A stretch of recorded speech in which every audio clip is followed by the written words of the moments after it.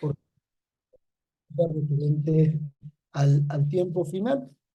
Está integrado dentro del sermón que Jesús da en el monte, un sermón muy conocido en todos los pues, ámbitos cristianos. Todas las personas que tienen algo que ver con el Evangelio, pues siempre hablarán de este tema.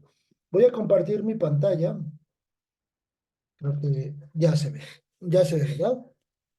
Sí, perfecto. Les voy a pedir que me acompañen a Mateo 24.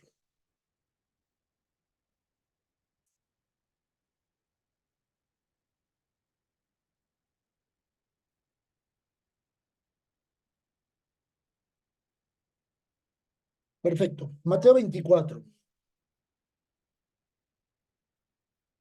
Mateo 24 es un capítulo que nos permitirá estudiar sobre, por supuesto, el tema central de Mateo 24 es un tema escatológico 100%, pero una forma en la que lo vamos a poder estudiar mucho más específico es evaluando estas tres preguntas. El maestro atiende a tres preguntas, dando la respuesta a estas tres preguntas que los discípulos le realizan. Los discípulos le preguntan estas tres preguntas. ¿Cuándo serán estas cosas? ¿Qué señal habrá de tu venida? ¿Y qué señal habrá del fin del siglo? Estas tres preguntas son atendidas por Jesús. Dice Mateo 24. Cuando Jesús salió del templo y se iba, se acercaron sus discípulos para mostrarle los edificios del templo. Respondiendo él les dijo, ¿veis todo esto? De cierto os digo que no quedará aquí piedra sobre piedra que no sea derribada. Dice, y estando él sentado en el monte de los olivos, los discípulos se le acercaron aparte diciendo, dinos, ¿cuándo serán estas cosas? Esa es la primera pregunta. ¿Y qué señal habrá de tu venida? Segunda pregunta. ¿Y del fin del siglo? Tercera pregunta.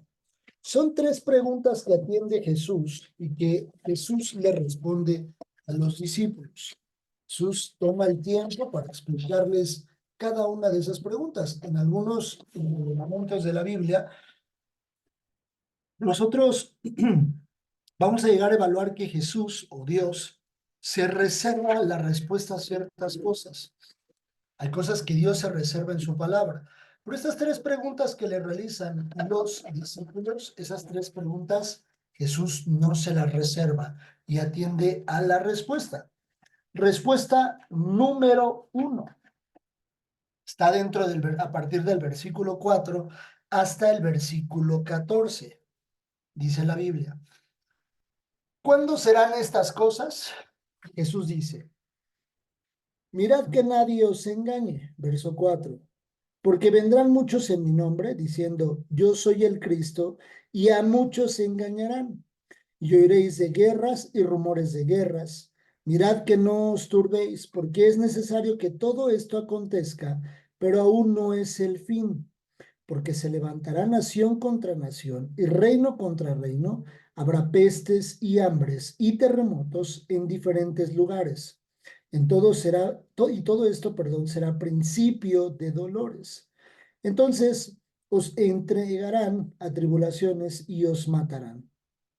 Y seréis aborrecidos de todas las gentes por causa de mi nombre. Eso ya pasó.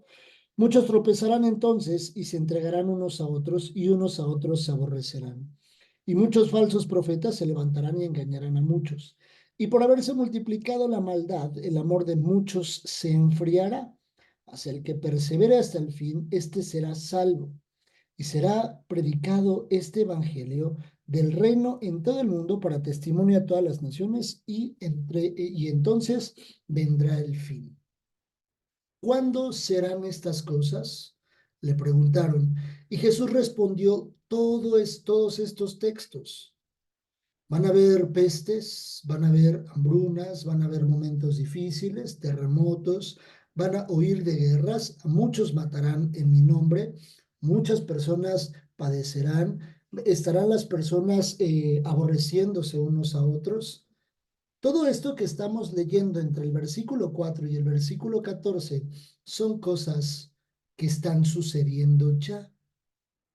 En nuestro entorno en el entorno en el que nosotros podemos desarrollarnos, podemos vivir, vamos a evaluar que en este entorno, justo en este entorno, todas estas cosas están sucediendo.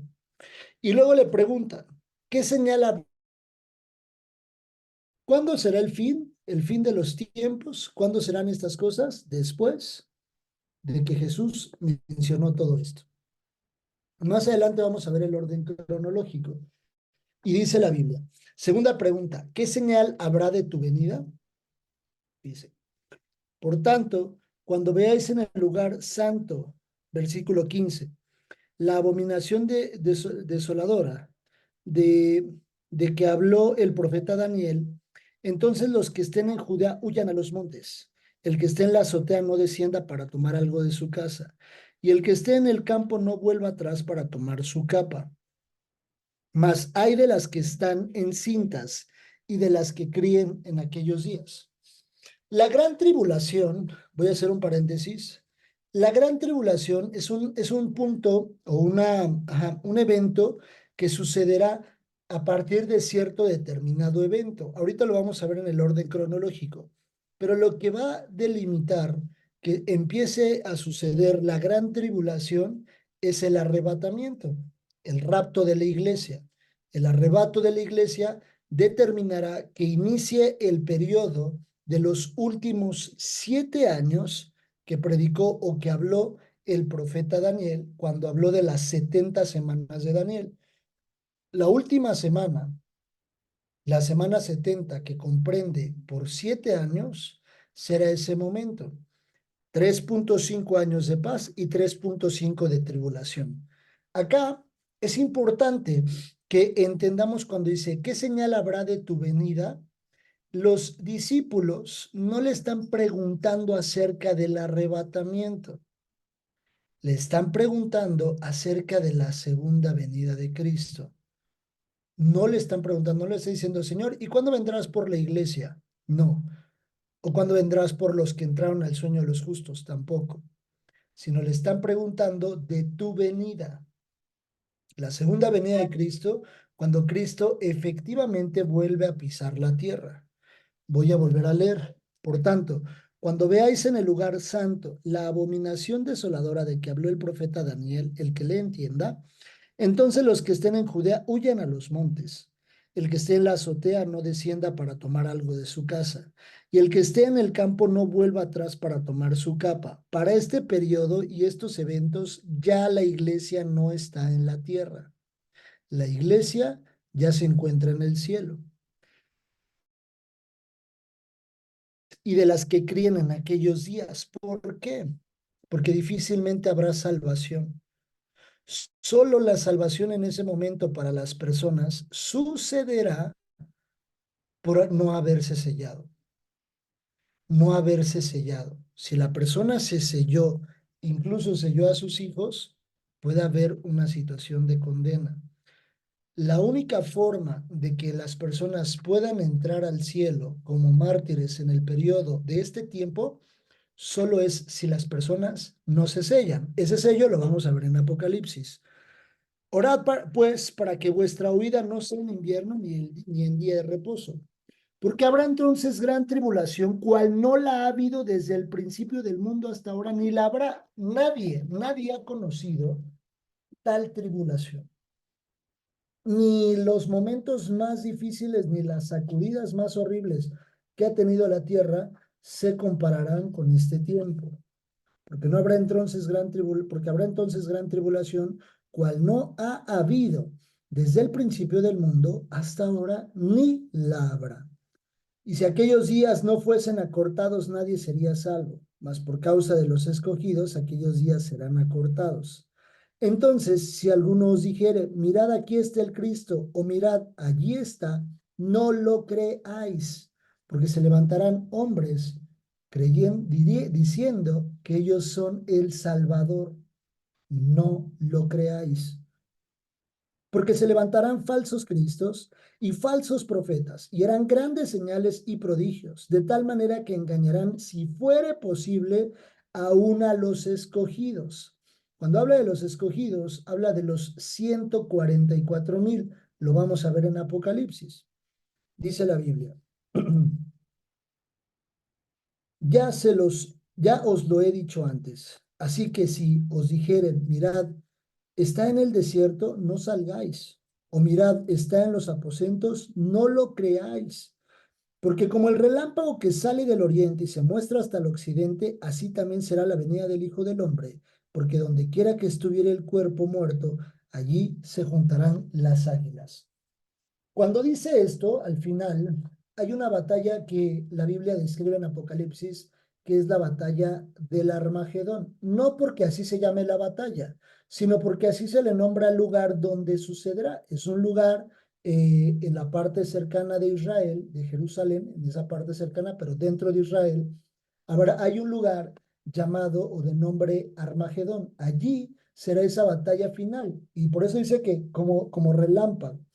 Porque cuando viene Cristo con la iglesia a la tierra para su segunda venida, Él viene y destruye a todo aquello, todo el ejército que se levantó en contra de Israel.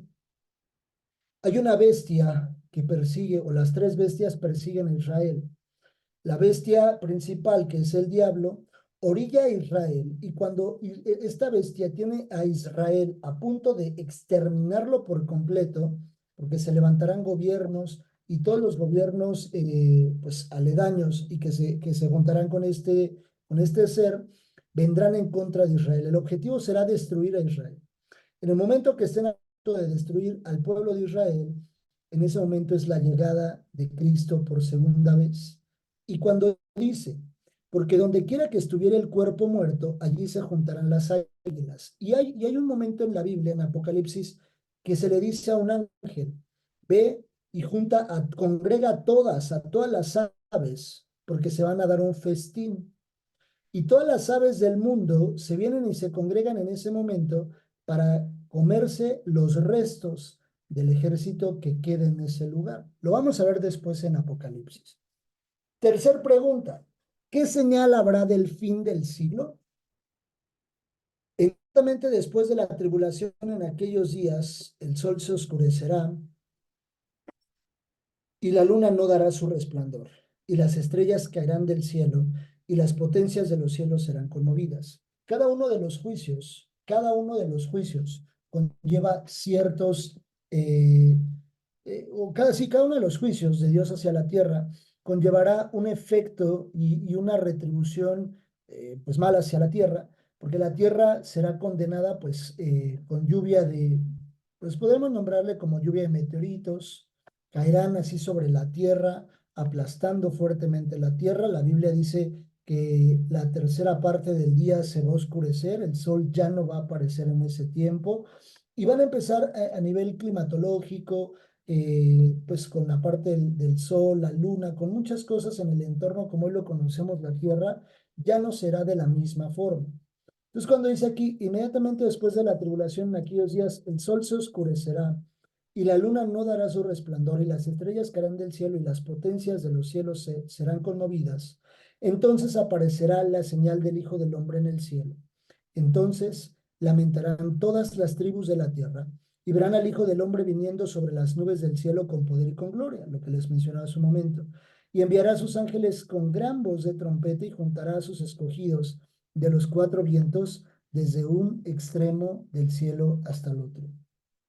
Cuando Jesús ya haya pisado la tierra, se manifestará un tiempo final.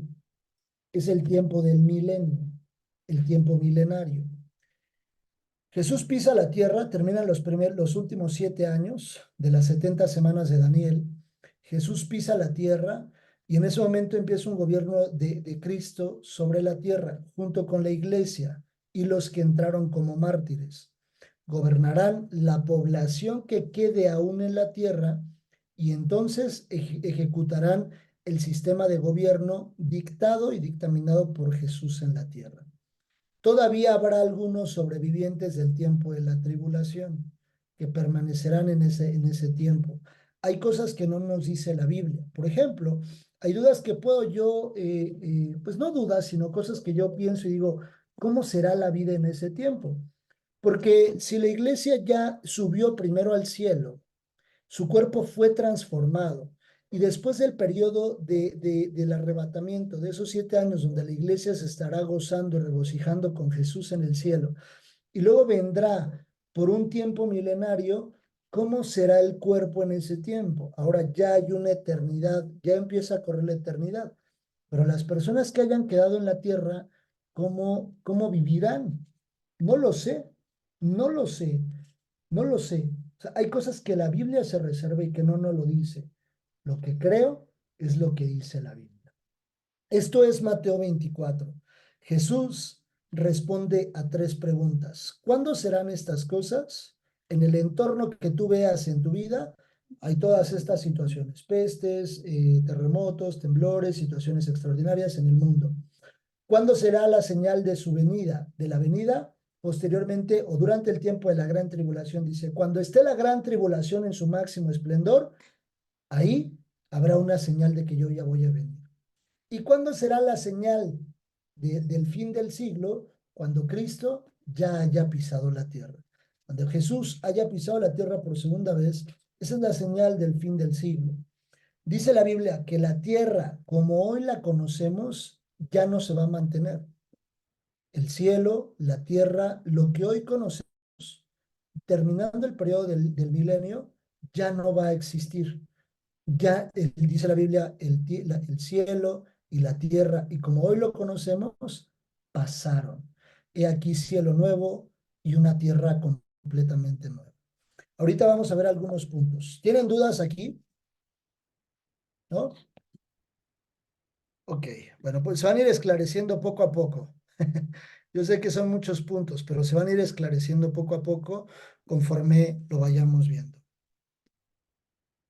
Acá les voy a dejar alguna parte de la información para que ustedes también la tengan cuando les comparta las diapositivas.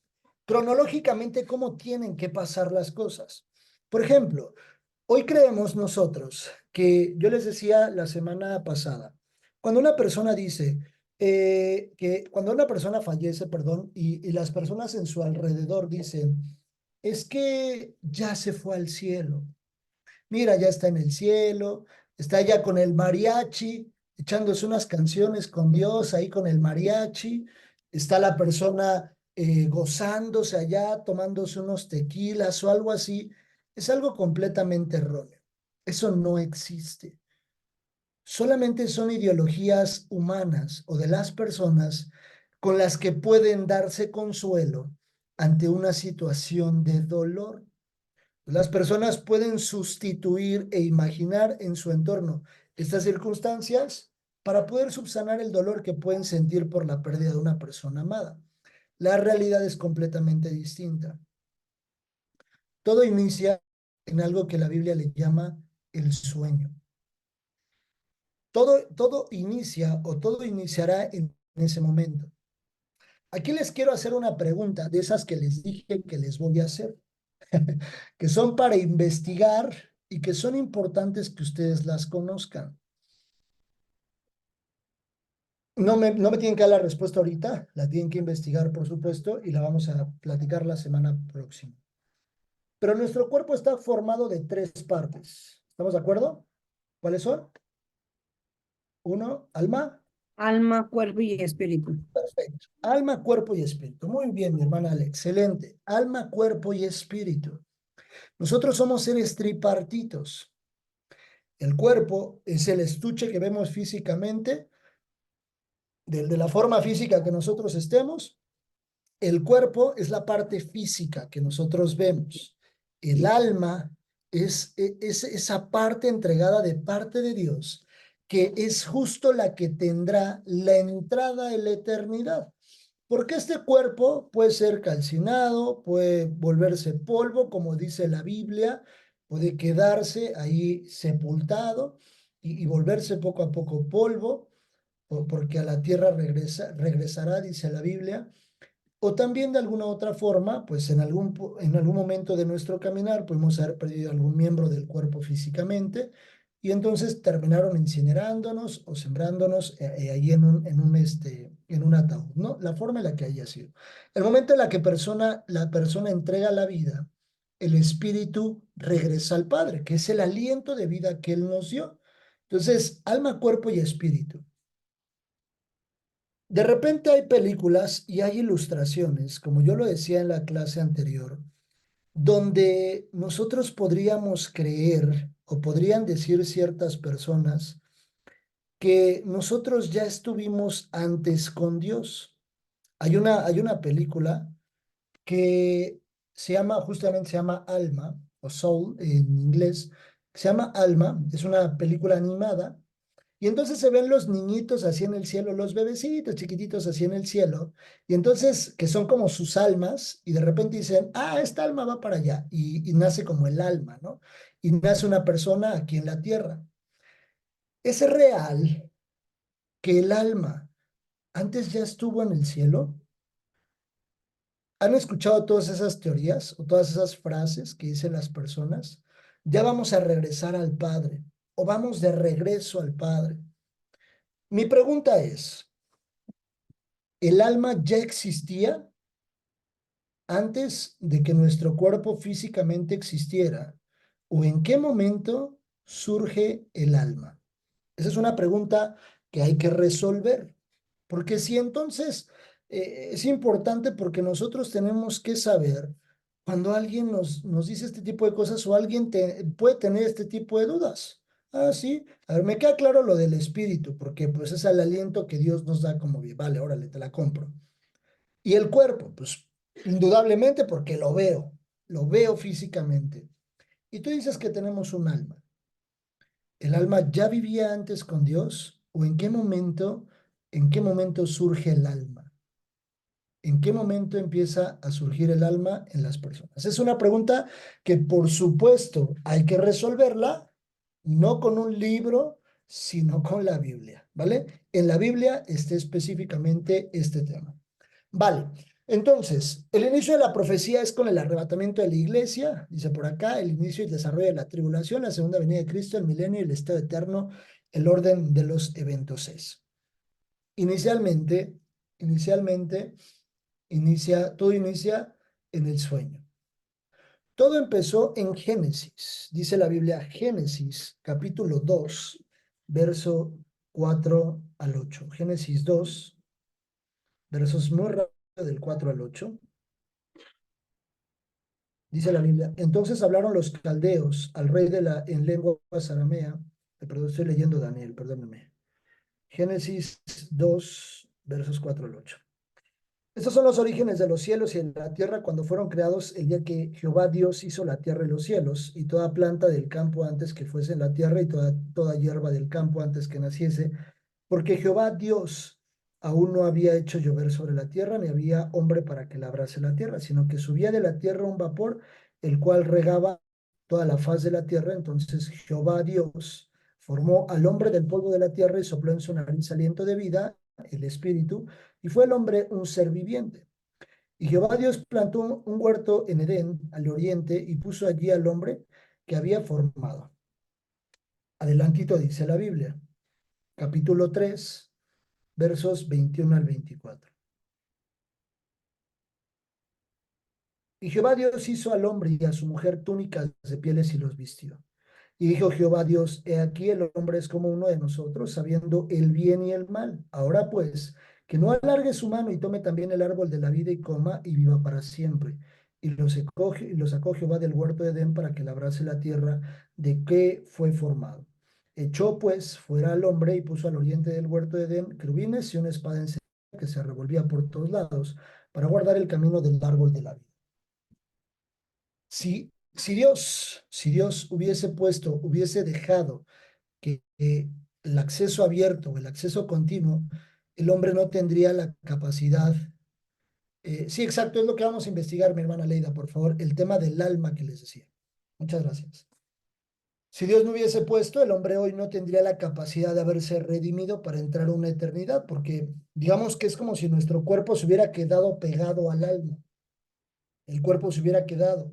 Entonces ya no tendríamos, hoy en día cuando una persona fallece, cuando una persona ya fallece, que es el tiempo de acortar la vida, por eso Dios acortó la vida, porque si no ahí se hubiese vuelto eterno el hombre no hubiese muerto.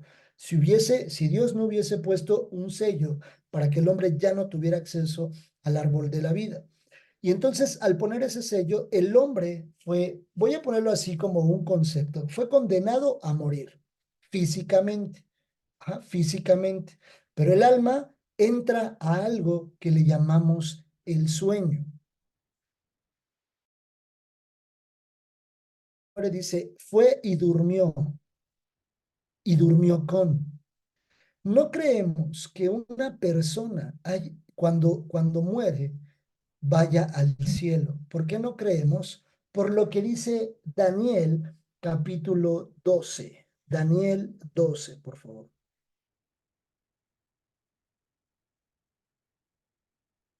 El profeta Daniel capítulo 12.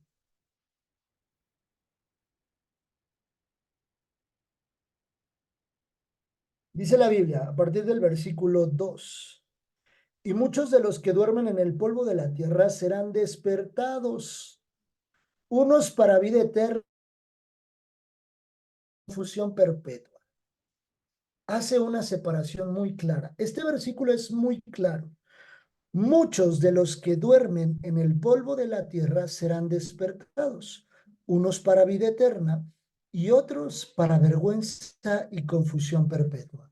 Los primeros en despertar son aquellos que despertarán, cuando dice unos para vida eterna, los que despertarán en el tiempo del arrebatamiento.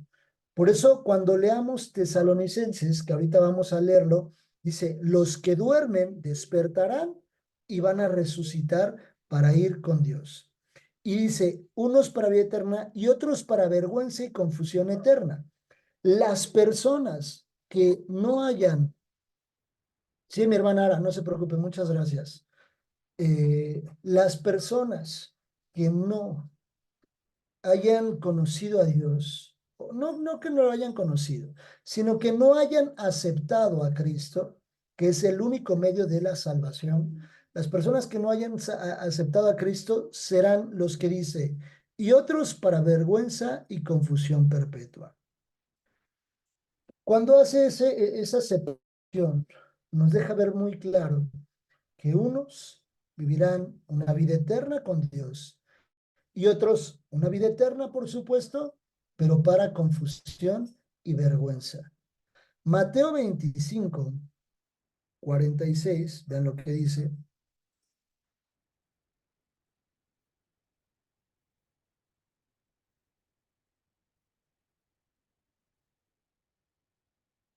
Dice, e irán estos al castigo eterno y los justos a la vida eterna. La única forma de vivir en justicia es vivir una vida en rectitud con Dios. El siguiente, entran al sueño de los justos y otros entran al mismo sueño, pero pues despertarán para una confusión. El siguiente evento que marcará la pauta en el entrar de la gran tribulación es el arrebatamiento. Lo que la Biblia describe en primer carta a los Tesalonicenses, capítulo 4.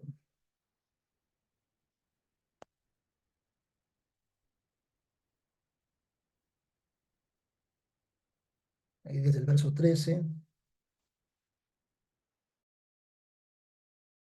Dice, tampoco queremos, hermanos, que ignoréis acerca de los que duermen, para que no os entristezcáis como los otros que no tienen esperanza.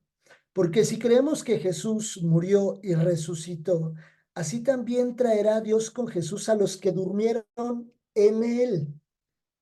Lo puntualiza muy claro.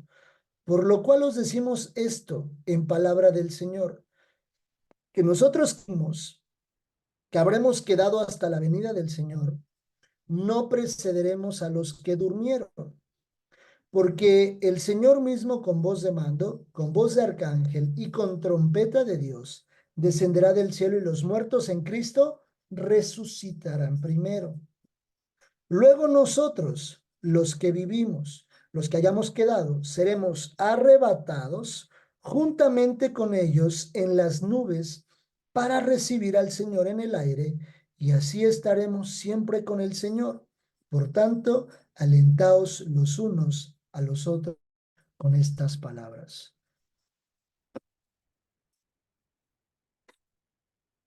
No se sabe esa pregunta, mi hermana Aleida, no se sabe. Muchas personas creen que hay una parábola del rico y Lázaro. Y de repente muchas personas pueden errar en decir, oye, pero unos están en el seno de Abraham y otros están en ay, se me olvidó el concepto, en el Hades. ¿Cuál es la diferencia? ¿Por qué? O sea, unos son buenos, unos son malos. En realidad no se sabe. De entrada, en la parte de la parábola de Lázaro y el rico, se entiende que es que una parábola. No es en absoluto un dicho real. Por eso la hermenéutica, porque entendemos que una parábola es una historia alusiva, una historia irreal, alusiva a un mensaje específico. Cuando leemos Lázaro y el rico, vemos que dice que es una parábola y entonces habla muy específicamente de Jesús.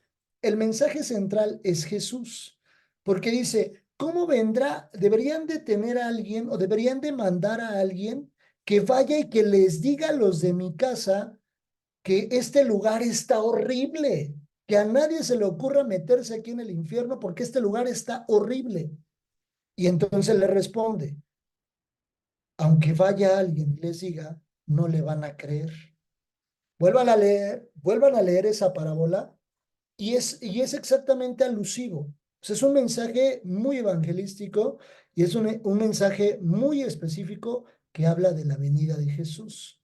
Y de repente como que tergiversan un poco el texto y lo toman de manera incorrecta, pero solo eso. Entonces, no se sabe el lugar. El lugar, la latitud, el lugar específicamente, no le podemos poner en Google Maps dónde están todos los justos o los injustos dormidos, no sabemos.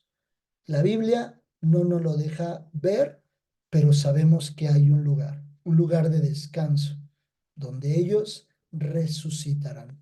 Este tema de Tesalonicenses que acaba de mencionar hace un momento, muy buena pregunta, mi hermana Ale, muchas gracias. Eh, este tema que acaba de mencionar es muy usado cuando es invitado a alguien a compartir en la parte de un funeral, cuando una persona que conocía de Cristo, pues falleció y la familia es cristiana. ¿Por qué? Pues un poco más hacia lo cristiano, por lo que dice al principio. Tampoco queremos, hermanos, que ignoréis de los que duermen, para que no os entristezcáis como los que no tienen esperanza. Porque este tipo de mensaje puede dar esperanza al corazón.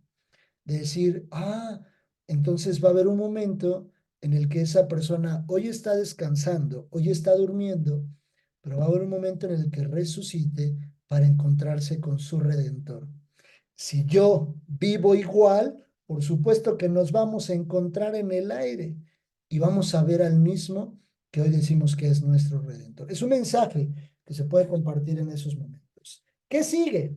Ahora sí, lo que leímos en Mateo 24, la gran tribulación. Viene un periodo. Daniel, el profeta Daniel profetizó de 70 semanas. Dios le dio una profecía. Cuando el ángel viene y le dice, porque eres muy amado, vengo a decirte esto y aparte te vengo a decir esta profecía. Tienes que tomar nota de todo lo que te digo.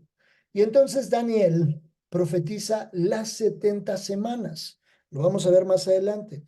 Pero en subsecuente del rapto o del arrebatamiento, viene el último periodo de 7 años de la tierra. Bueno, entre comillas, el último periodo de la tierra de 7 años. 3.5 años de aparente paz y ahí aparece el anticristo y el falso profeta. Y después viene el diablo y en el segundo periodo de los otros 3.5 años, para complementar los 7 años, viene el tiempo de la gran tribulación. 3.5 años de aparente paz y 3.5 años de la gran tribulación. Lo veremos mucho más específico en las 70 semanas de Daniel. Después, por supuesto, viene la segunda venida de Cristo a la tierra. Y ahí nos vamos a Apocalipsis 19, 19 a partir del verso 11. Es el jinete del caballo blanco.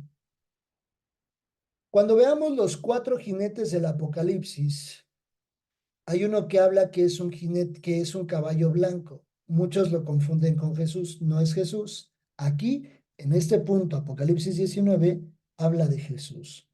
Verso 11. Entonces vi el cielo abierto y he aquí un caballo blanco y el que lo montaba se llamaba Fiel y Verdadero. Y con justicia juzga y pelea. Sus ojos eran como llama de fuego y había en su cabeza muchas diademas y tenía un nombre escrito que ninguno conocía sino él mismo. Estaba vestido de una ropa teñida en sangre y su nombre es el Verbo de Dios. Y los ejércitos celestiales, vestidos de lino finísimo, blanco y limpio, le seguían en caballos blancos. Esa es la iglesia y los mártires. De su boca sale una espada aguda para herir con ella a las naciones, y él las regirá con vara de hierro, y él pisa el lagar del vino del furor y la ira del Dios Todopoderoso. Y en su vestidura y en su muslo tenía escrito este nombre, maravilloso nombre, Rey de Reyes y Señor de Señores. Y vi a un ángel que estaba en pie en el sol y clamó a gran voz diciendo a todas las aves que vuelan en medio del cielo, lo que les decía: venid y congregaos a la gran cena de Dios, para que comáis carnes de reyes y de capitanes, y carnes de fuertes, carnes de caballos y de sus jinetes, y carnes de todos, libres y esclavos, pequeños y grandes. Ahí está la parte de pequeños. Hay de las que están en cinta. Lo mencionaba en Mateo 24. Pequeños y grandes. Y vi a la bestia y a los reyes de la tierra y a sus ejércitos reunidos para guerrear contra el que montaba el caballo y contra su ejército. Y la bestia fue apresada y con ella el falso profeta, 2 de los que les he mencionado, que había hecho delante de ella las señales con las cuales había engañado a los que recibieron la marca de la bestia y habían adorado su imagen. Estos 2 fueron lanzados vivos. ¿Quiénes? La bestia y el falso profeta fueron lanzados vivos dentro de un lago de fuego que arde con azufre. Allí se inaugura el infierno. Y los demás fueron muertos con la espada que salía de la boca del que montaba el caballo, y todas las aves se saciaron de las carnes de ellos. Posteriormente, en Apocalipsis 20, el título dice los 1000 años, el milenio. A partir de ahí inicia el milenio, y algo muy interesante es que hasta ahí el diablo, Satanás, aún no es enviado al infierno. Aún no es enviado al infierno. Dice la Biblia, capítulo 20. Vio un ángel que descendía del cielo con una llave del abismo y una gran cadena en la mano, y prendió al dragón, la serpiente antigua, que es el diablo y Satanás, y lo ató por 1000 años, y lo arrojó al abismo, y lo encerró, y puso su sello sobre él, para que no engañase más a las naciones, hasta que fuesen cumplidos 1000 años, y después de esto debe ser desatado por un poco de tiempo. Verso 7, vean el versículo 7, ahí mismo. Cuando los 1000 años se cumplan, Satanás será suelto de su prisión y saldrá a engañar a las naciones que están en los 4 ángulos de la tierra, a Gog y Magog, que lo veremos después, a fin de reunirlos para la batalla, el número de los cuales es como la arena del mar. Y subieron sobre la anchura de la tierra y rodearon el campamento de los santos y la ciudad amada, y de Dios descendió fuego del cielo y los consumió. Y el diablo que los engañaba fue lanzado ahora sí en el lago de fuego y azufre, donde estaban la bestia y el falso profeta, y serán atormentados día y noche por los siglos de los siglos. El diablo, el anticristo y el falso profeta no llegan a una fiesta al infierno, no llegan a una pachanga. Dice la Biblia, y serán atormentados día y noche por los siglos de los siglos. No es como que le esté esperando un trono al diablo, como a veces lo conocemos, y el diablo va a llegar, ahora sí ya llegué aquí. Por eso lo que el diablo busca, llevarse a los que más pueda, porque él no llega a gobernar. Si yo lo voy a sufrir, ustedes también conmigo. No se quiere ir solo. porque el diablo no llega a gobernar, ¿vale? Finalmente el estado eterno, y después ahí más adelante en el versículo 21, dice en el capítulo 21 dice, cielo nuevo y tierra nueva. Vi un cielo nuevo y una tierra nueva, porque el primer cielo y la primera tierra pasaron y el mar ya no existía más. Todo será radicalmente distinto. Hasta aquí la clase del día de hoy. No sé si tienen alguna duda o comentario. Todo está claro. ¿Ya? Perfecto. Todos así muy bien para dar escatología, la primera parte. Perfecto. Oye, hermanito, Dígame, a sus órdenes. entonces cuando dice que el diablo ya está desaparecido con la venida del Señor Jesús, pero sigue existiendo en la tierra, ahí me confundo. ¿Ok? Bueno, para explicarle mucho más sencillo, es cuando Cristo, eh, cuando sucede el arrebatamiento, el rapto, el diablo, junto con el falso profeta y el anticristo, harán de las suyas, digamos así, harán de las suyas sobre la tierra o en la tierra, estos tres personajes. Al término de ese periodo, cuando Cristo pise la tierra, ahí condenará al falso profeta y el anticristo. El diablo es como si fuese metido en una cárcel, como si lo llevaran al reclusorio oriente. Ahí se va a quedar recluso un buen tiempo, por 1000 años, pero va a seguir ahí, mientras los otros dos están en el infierno. Cuando pasen los 1000 años, digamos que lo van a sacar del reclusorio oriente o de esa prisión y va a ir a convencer a los que hayan quedado en la tierra para formar un gobierno nuevamente y un ejército para destruir a la iglesia y a a los que están con Cristo en ese tiempo. Pero ahí vendrá la condena, por supuesto, del diablo para ya enviarlo al infierno. Es un poco así como funciona el preámbulo. ¿Está un poco más entendido? Sí, Sí, perfecto. gracias. Con gusto. ¿Alguien más? ¿Alguna otra duda, comentario? ¿Todo bien? De todos modos, si llegan a tener dudas o algo donde quisieran profundizar más, pueden mandarme un mensajito, un audio y con gusto lo vamos atendiendo. Pero mucho se va a ir esclareciendo conforme vayamos avanzando en las clases. Por eso no se las pierdan, ¿vale? Les mando un fuerte abrazo. Por favor, acompáñenme a orar y darle gracias a Dios por este tiempo. Señor, te damos gracias por tu palabra. Gracias porque nos has permitido, Señor, sentarnos a estudiar de ti. Por favor, dirígenos, Señor. Permítenos, Señor Jesús, vivir una vida entregada completamente a ti. No queremos, Señor, por nada, no queremos perdernos una vida eterna a tu lado. Por favor, permite que tu palabra quede guardada y sellada en nuestros corazones. Te entregamos este tiempo, dándote honra, gloria y alabanza por siempre. En el nombre de Jesús. Amén y amén. Que Dios los Amén. guarde, Dios los bendiga. Un fuerte abrazo a todos. Cuídense mucho. Gracias igualmente. Lo Bye. bendiga. Para todos. Buenas noches. Hasta ya no, nos falta una clase. Bye.